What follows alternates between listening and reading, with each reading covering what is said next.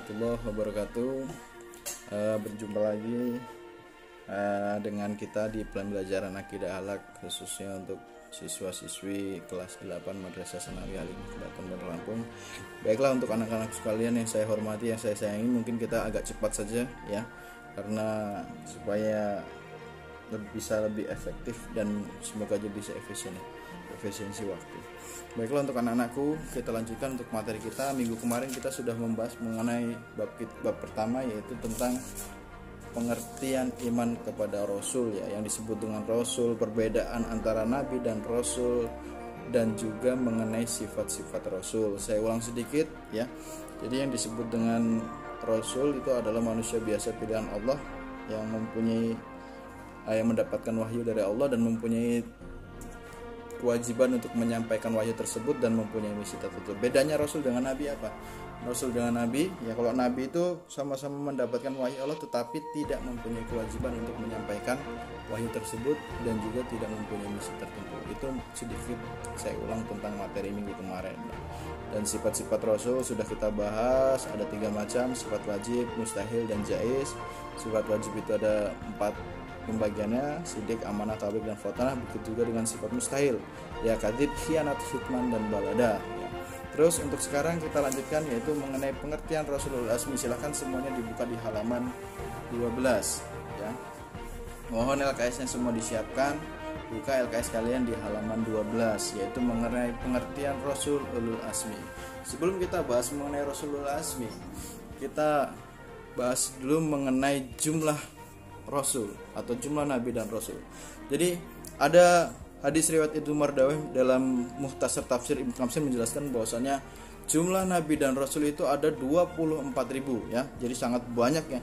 Ada 24.000 jumlah Nabi dan Rasul, akan tetapi dari 24.000 itu ada 313 diantaranya yaitu seorang Rasul ya. Saya ulang, ada 24.000 Nabi dan Rasul dan 313 diantara tadi itu adalah seorang Rasul ya. Rasul apa tadi? Rasul adalah seorang manusia biasa yang mendapatkan wahyu dari Allah dan mempunyai kewajiban untuk menyampaikan wahyu tersebut dan mempunyai misi tertentu. Apa misinya? Yaitu menyebarkan ajaran Allah.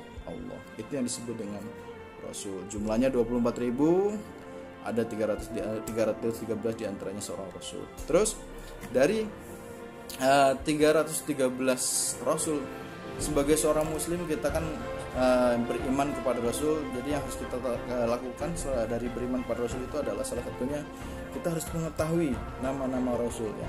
Jadi nama-nama Rasul nama-nama Nabi dan Rasul yang harus kita ketahui ada 25.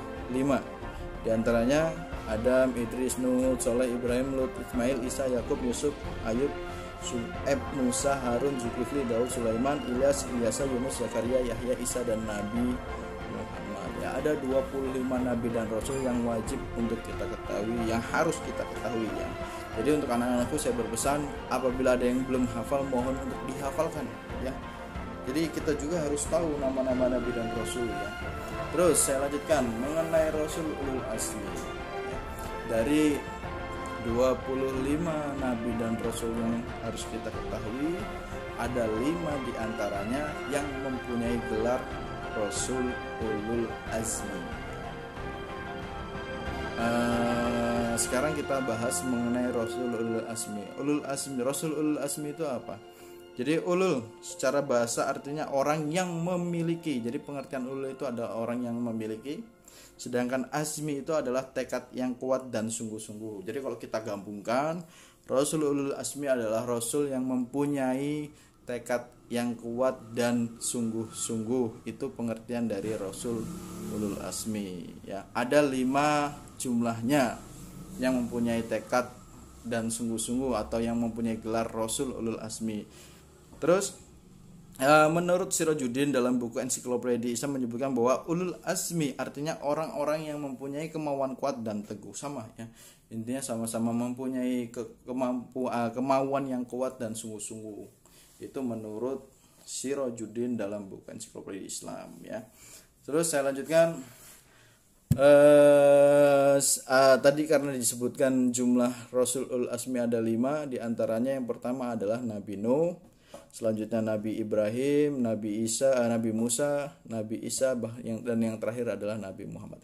Itu adalah nama-nama nabi yang mempunyai gelar Rasulul Azmi. Saya ulang, ada Nabi Nuh, Nabi Ibrahim, Nabi Musa, Nabi Isa, dan yang terakhir adalah Nabi Muhammad sallallahu alaihi wasallam. Nah, rasul-rasul itulah yang mendapatkan gelar Rasulul Azmi, atau rasul yang mempunyai keteguhan hati, yang mempunyai kemauan yang kuat, tekad yang kuat, dan yang bersungguh-sungguh dalam menyebarkan ajaran Allah ya. Terus untuk Nabi Nuh ya, yang pertama kan Nabi Nuh sedikit kita bahas kisah tentang Nabi Nuh. Kenapa Nabi Nuh itu bisa mempunyai gelar Ulul Azmi, atau bisa dikatakan Rasul yang mempunyai keteguhan hati yang kuat dan mempunyai kesungguh-sungguhan dan mempunyai kesabaran ya. Nabi Nuh adalah nabi yang berdakwah menyampaikan ajaran Allah selama 950 tahun. Bayangkan. Jadi umat zaman dulu itu emang umurnya panjang ya, yaitu 950 tahun. Nabi Nuh berdakwah selama 950 tahun. Akan tetapi yang mengikut atau yang percaya dengan dakwah Nabi Nuh tersebut hanyalah 80. Jadi kalau dikalkulasikan itu satu tahun itu belum pasti mendapatkan satu ya, karena dari 950 tahun yang mengikuti dakwah beliau hanyalah 80 orang ya, sangat lama sekali. Jadi kalau dibandingkan, wah luar biasa sekali dakwah, luar biasa sekali, sampai kesabaran beliau itu sangat luar biasa ya. Selama itu hanya bisa mendapatkan 80 orang. Jadi setelah itu Allah murka dengan jadi ketika Nabi Nuh itu berdakwah, yang dilakukan oleh kaumnya itu adalah menutupi, tidak mau mendengar apa yang disampaikan oleh Nabi Nuh dan mengacuh terhadap Nabi Nuh.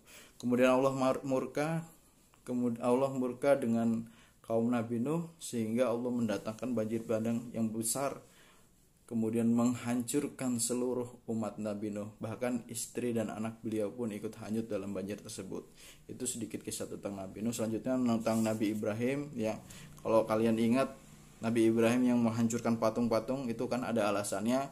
Kemudian Nabi Ibrahim mempunyai anak yang bernama Nabi Ismail. Kemudian Nabi Ibrahim diperintahkan oleh Allah untuk menyembelih anak tersebut atau menyembelih Ismail dan yang lain sebagainya. Terus selanjutnya Nabi Musa, ingat, bayi laki-laki yang lahir pada zaman Firaun selalu dibunuh, akan tetapi Nabi Isa lahir, bahkan besar di lingkungan kerajaan Firaun. Bahkan dakwah beliau itu luar biasa, menentang langsung dengan Raja Firaun. Selanjutnya Nabi Isa yang dibenci oleh orang hingga ingin dibunuh. Akan tetapi ketika Nabi Isa dibakar di dalam sebuah bangunan, di dalam sebuah rumah, kemudian kemudian ada prajurit dari raja tersebut yang masuk ingin membunuh Nabi Isa, akan tetapi malah Nabi Isa diangkat oleh Allah. Kemudian prajurit tersebut diserupakan oleh Allah berbentuk Nabi Isa, kemudian disalib. Yang bernama pemuda tersebut bernama Yudas Iskariot. Itu salah satu contohnya. Dan yang terakhir Nabi Muhammad ya. Nabi Muhammad, kalau kalian mungkin kalian sudah tahu bahwasannya kesabaran Nabi Muhammad sudah tidak bisa diragukan sama sekali. Yang mungkin pun sudah pernah mendengar bahwasannya ketika Nabi Muhammad berdakwah, berjalan ingin menuju ke masjid, dilempari kotoran oleh orang,